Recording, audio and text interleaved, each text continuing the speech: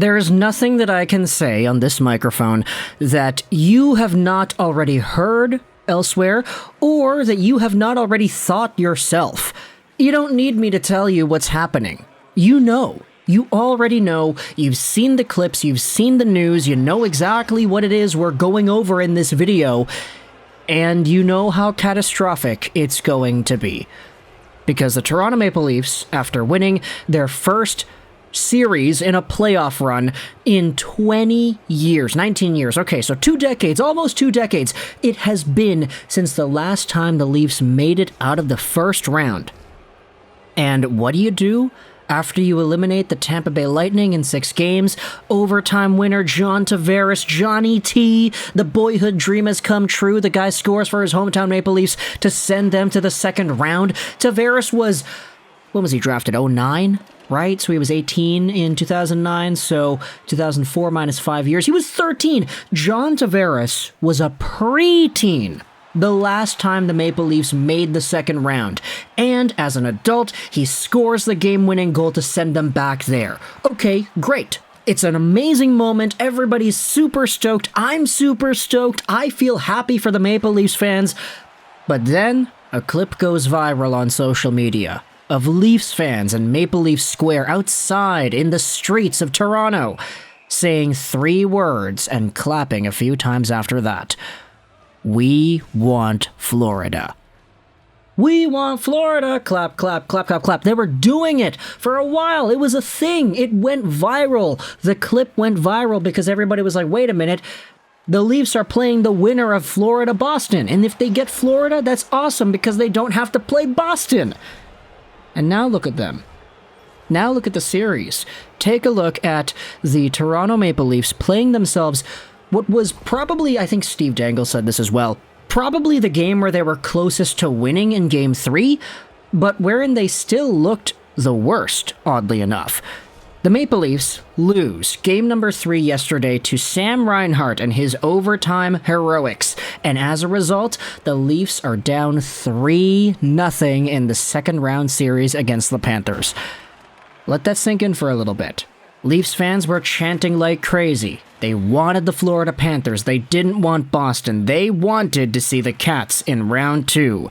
But those Jellicle Cats have come out here and made the moon lost her memory. The Maple Leafs are now down, and they have some insurmountable odds if you want to go out there and say they're going to win this series. It's only been done 4 times in the past, and the Leafs, with the way they're playing, the way they're looking in these games, Auston Matthews said it after the game, man, it's do or die time. Hey, it was do or die time yesterday. It was kind of do or die time yesterday, and guess what happened? Guess what happened for Game 3's Toronto Maple Leafs? You had yourselves goals coming from Sam Lafferty. You had Erik Gustafsson out there. You had shots from other players around the lineup too, but you know who did not show up in this game? The core 4. Matthews, Marner, Tavares. Okay, Nylander had an assist on the Gustafsson goal, so there you go. Finally, an even strength point out of William Nylander. But Marner had 2 shots. You had Matthews with 2 shots. David Kampf had 3 shots. Erik Gustafsson also had 3. Everybody else that has been supposedly, on it in this playoff run had sort of disappeared once this Florida series began. Take a look at this tweet made by Sportsnet Stats. The Leafs core 4, Matthews, Marner, Tavares, and Nylander combined numbers versus the Tampa Bay Lightning, so in 6 games played, they scored 13 goals, 34 points, and had 22 even strength points. This series against the Panthers, 3 games played, 0 goals, 4 points, 2 even strength points, and you can see the plus-minus there too. The Maple Leafs core 4 is on pace for, if you're going to do the math here, I mean, it's kind of difficult because they're down 3-0. Let's just assume they lose Game 4. Let's assume that. You're on pace for about, 5 points? Huge drop-off from the 34 points y'all core 4 were able to get last series. What happened? You can't go out there, watch these games, and tell me, oh, it's just Sergei Bobrovsky. He's just doing his thing. Like, the Maple Leafs are looking so good. Like, they're amazing. They just can't get the puck behind him. Nah, dude.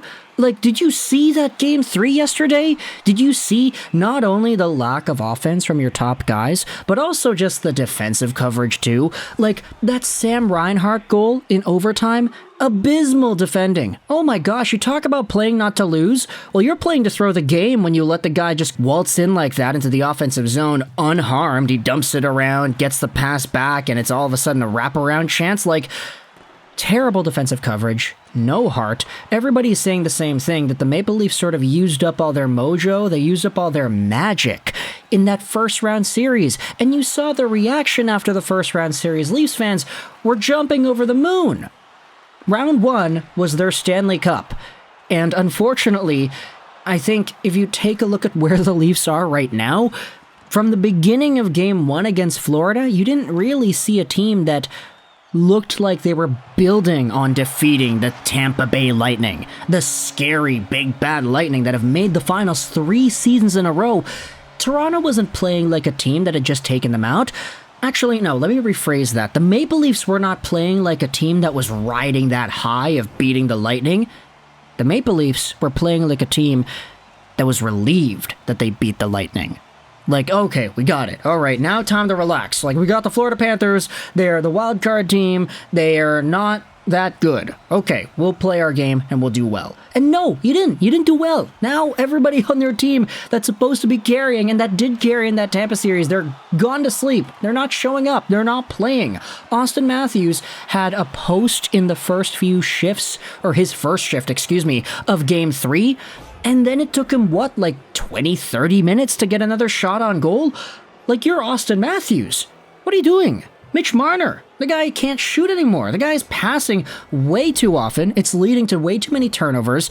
And you have other fiascos going on that don't make it any better either, like when Luke Schenn accidentally takes out your goaltender, having to put Joseph Woll in there and have him start out cold. Like, no offense to Woll. The guy is a good player. It's just circumstantially, that's terrible. You don't want to have that transpire for your hockey team. Samsonov has been good, and he outdueled Andrei Vasilevsky last series. We know that. It's just, you can't afford to lose out on that guy. And Luke Schenn, man, I love Schenner, man. I love Schenner.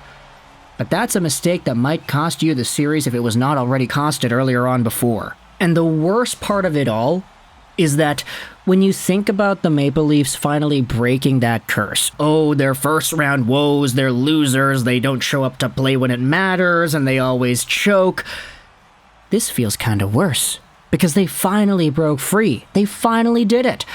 But then, everything that everybody said about these players, about these top guys, how they disappear in the postseason, how they stop showing up, Mitch Marner, Auston Matthews disappear towards the end of the Leafs playoff runs. Sure, it may not be as bad as Marner chucking the puck over the glass like he did a few years ago, but still, all the crap that everybody was throwing Toronto's way every single year, it's right.